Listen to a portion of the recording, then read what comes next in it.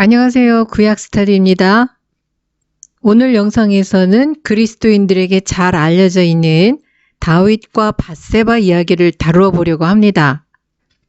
다윗과 밧세바 이야기는 죄의 문제, 권력의 문제, 성의 문제, 회개, 용서, 죄의 결과 등 현대의 그리스도인들에게 적용되지 않는 메시지가 없습니다. 다윗이 우리아의 아내 밧세바를 취할 때 이스라엘은 암몬과의 전쟁 중이었습니다. 고대 근동 지역의 왕들은 정례적으로 전쟁을 했습니다. 그리고 전쟁을 수행하는 것은 왕의 임무 중 하나였습니다. 전쟁을 통해 국가의 부를 확충하던 시절이었기 때문입니다. 사무엘하 11장 1절은 해가 돌아와서 왕들이 출전할 때가 되매 다윗이 요압과 그 신복과 온 이스라엘 군대를 보내서 암몬 자손을 멸하고 랍바성을 포위 공격하게 했다고 전하고 있습니다. 암몬 연합군의 왕들이 출전하였기 때문에 다윗도 당연히 전쟁에 나가야 했는데 다윗은 군대 장관 요압을 대신 보내고 자신은 예루살렘에 남았습니다. 이제 다윗은 더 이상 자기 군대를 이끌고 전쟁터로 나가지 않았습니다. 자기의 부하들이 랍바에서 암몬 자손을 상대로 싸우는 동안 다윗은 예루살렘에 남아서 침상에서 뒹굴다가 저녁 때에 침상에서 일어나서 왕궁 옥상을 거닐다가 문제가 발생합니다. 고대 이스라엘의 가옥은 지붕이 평평해서 걸어 다닐 수 있었고 가운데에 뜰이 있는 구조로 되어 있었습니다. 목욕은 주로 안뜰에서 했는데 사방이 가려져 있어서 밖에서는 볼 수 없었지만 뜰이기 때문에 높은 곳에서는 볼 수 있었습니다. 시온산 높은 곳에 있는 다윗의 궁전에서는 낮은 도시에 있는 집의 뜰을 내려다볼 수 있었겠죠. 다윗이 한 여인이 목욕하는 장면을 보게 되는데 그의 눈에 심히 아름다워 보였습니다. 다윗은 즉시 사람을 보내서 그 여인이 누구인지 알아보게 합니다. 그 여인은 엘리암의 딸이요 햇사람 우리아의 아내의 밧세바라는 정보를 알아냅니다. 엘리암과 우리아는 둘 다 다윗의 30인에 충성된 용사의 명단에 들어있는 사람들이었습니다. 또한 엘리암은 길롯 사람 아히도벨의 아들인데 아히도벨은 다윗의 모사, 말하자면 다윗에게 조언을 해주던 현명한 참모 중 한 사람이었습니다. 밧세바의 할아버지, 아버지, 남편이 모두 다윗과 친분이 두터운 자들이며 다윗의 충직한 신하들이었습니다. 그래서 다윗의 범죄는 단순한 성범죄를 넘어서 신의를 저버린 죄질이 아주 나쁜 것이었습니다. 밧세바의 할아버지 아히도벨은 압살롬이 반역할 때 다윗을 배신하고 압살롬 편에 섭니다. 밧세바의 주변 남자들이 누구인지 알고도 다윗은 멈추지 않고 자기가 원하는 여인을 취합니다. 밧세바에 대한 묘사는 그녀가 목욕을 하고 있었고 다윗의 눈에 심히 아름다워 보였다는 것뿐입니다. 성경은 도덕적 책임을 오로지 다윗에게만 묻고 있습니다. 다윗이 주어로 나오는 동사들 보았고 보냈고 데려왔고 누웠다는 다윗이 물리적인 폭력을 사용하진 않았지만 권력의 힘을 사용한 폭력임을 지적합니다. 다윗은 고의로 결혼 제도를 더럽히고 하나님의 법을 위반한 것입니다. 성경은 다윗을 분명하게 범죄자로 지목하지만 밧세바에게는 죄를 묻지 않는 것으로 보아서 당사자 간의 합의에 의한 간음이라고 볼 수는 없습니다. 다윗이 계속적인 관계를 맺거나 결혼하려는 의도를 가지고 밧세바를 취한 것이 아닙니다. 하룻밤의 정사로 끝나지 않은 것은 밧세바의 임신 때문입니다. 이때의 다윗은 전형적인 가나안의 왕들처럼 행동합니다. 그런데 하룻밤의 정사로 밧세바가 임신을 하는 일이 발생합니다. 밧세바가 임신했다는 전가를 받은 다윗은 자기의 죄가 탄로날까봐 은폐에 착수합니다. 다윗은 요압에게 기별하여 우리아를 불러들이고 우리아에게 내 집으로 내려가서 발을 씻으라고 말하면서 음식도 함께 보냅니다. 집으로 내려가서 발을 씻으라는 다윗의 말에는 집으로 가서 휴식을 취하면서 아내와 동침하라는 암시가 들어 있습니다. 다윗은 우리아가 아내와 집에서 하룻밤을 보내서 밧세바가 임신한 아이가 우리아의 아이로 여겨지기를 계획한 것입니다. 내가 어찌 내 집으로 가서 먹고 마시고 내 처와 같이 자리이까 라는 우리아의 말은 우리아가 다윗의 의도를 분명하게 이해했음을 보여줍니다. 그러나 우리아는 집으로 내려가지 않고 왕궁 문에서 다윗의 부하들과 함께 잡니다. 등장인물들이 모두 권력의 힘에 굴복해서 죄를 짓거나 은폐하는 일에 가담하지만 우리아는 왕의 명령을 거부합니다. 왜 집으로 내려가지 않았느냐는 다윗의 질문에 우리아는 언약궤와 이스라엘과 유다가 야영 중에 있고 요압과 왕의 군대가 들에 진을 치고 라빠성 포위 공격을 수행하는 때에 내가 어찌 내 집으로 가서 먹고 마시고 내 처와 같이 자겠느냐고 대답합니다. 이스라엘의 전쟁은 야훼의 전쟁이었고 언약궤는 야훼의 임재의 상징으로 군대와 함께 있었습니다. 따라서 전쟁 준비와 수행이 예배와 종교의식의 성격을 띠게 됩니다. 야훼의 전쟁에 참여하는 자는 예배에 참여할 때처럼 정결해야 합니다. 그래서 원칙적으로 작전 중의 군대는 여인을 가까이 할 수 없습니다. 성경 본문은 이방인 우리아의 충직한 성품과 이스라엘 왕인 다윗의 사악함을 대조하고 있습니다. 이방인 우리아는 야훼 군대의 군율을 지켜서 아내를 가까이 하지 않으려 하지만 이스라엘 왕인 다윗은 전시에 안전한 곳인 예루살렘에 남아서 전투에 참여한 신하의 가정을 파괴합니다. 우리아가 다윗의 속마음을 알아챘을까요?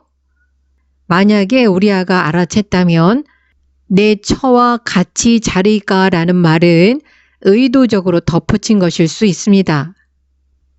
그러나 양심이 무뎌진 다윗은 이미 저지른 죄를 덮기 위해서 우리아를 불러 술에 취하게 합니다. 우리아가 술에 취해서 집으로 내려가지 않겠다는 결심을 깨뜨리길 바랬지만 이 계획도 실패로 돌아갑니다. 다윗은 예기치 못한 왕권의 한계를 만납니다. 왕의 힘으로 밧세바의 임신을 제어할 수 없었고 이번에는 우리아를 제어할 수 없었습니다. 은폐 계획이 무너지자 다윗은 살인을 계획합니다.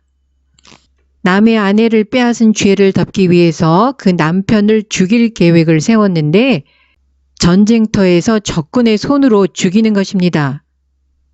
예전에 사울이 자기 손을 대지 않고 블레셋 사람의 손으로 다윗을 죽이려 했던 방법을 지금 다윗이 사용합니다.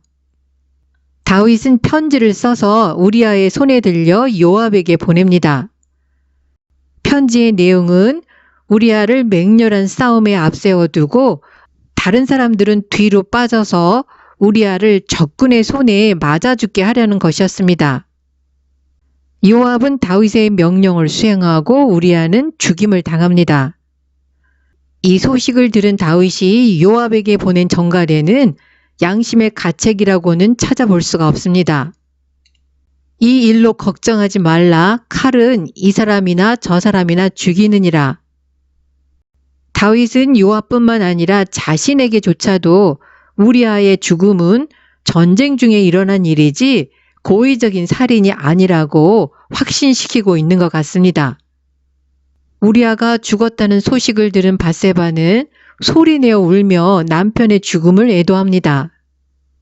장례를 마치고 다윗은 밧세바를 왕궁으로 데려오고 밧세바는 다윗의 아내가 되고 다윗의 아들을 낳게 됩니다.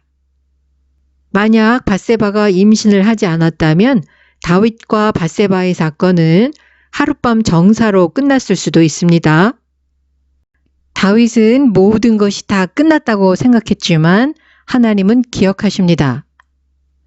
다윗이 행한 그 일이 여호와 보시기에 악하였더라. 하나님은 선지자 나단을 보내 다윗을 책망하십니다. 하나님은 선지자에게 주신 신탁을 통하여 통치권을 행사하시는 것입니다. 이스라엘 주변 나라의 왕들은 견제 없이 자기 마음대로 행동할 수 있었습니다. 그러나 이스라엘의 진정한 왕은 언약의 주님이신 야훼의 하나님이며 다윗은 하나님의 통제를 받는 위임받은 대리인에 불과합니다. 따라서 다윗이 위력에 의한 간음과 살인을 저질렀지만 다윗의 진짜 죄는 하나님께서 그에게 맡기신 직분과 지위를 남용한 것입니다. 나단 선지자는 단도직입적으로 말하지 못하고 에둘러서 다윗의 죄를 지적합니다. 우선 나단은 큰 부자가 가난한 자가 기르는 암양 새끼 한 마리를 강탈했다는 비유를 들어서 설명합니다. 나단의 말을 들은 다윗은 강탈한 자가 4배나 배상해야 한다고 판결합니다. 4배의 배상은 율법에 따른 판결입니다. 나중에 다윗은 아들 4명을 잃게 됩니다. 다윗의 판결을 들은 나단은 이때 목숨 걸고 하나님의 말씀을 전합니다. 당신이 그 사람이다. 하나님은 다윗에게 베푸신 은혜의 역사를 돌아보게 하십니다. 모든 것을 다 주셨을 뿐만 아니라 다윗이 원하면 이것저것을 더 주셨을 것이라고 말씀하십니다. 그런데도 다윗이 여호와의 말씀을 업신여기고 하나님 보시기에 악을 행하였다고 책망하십니다.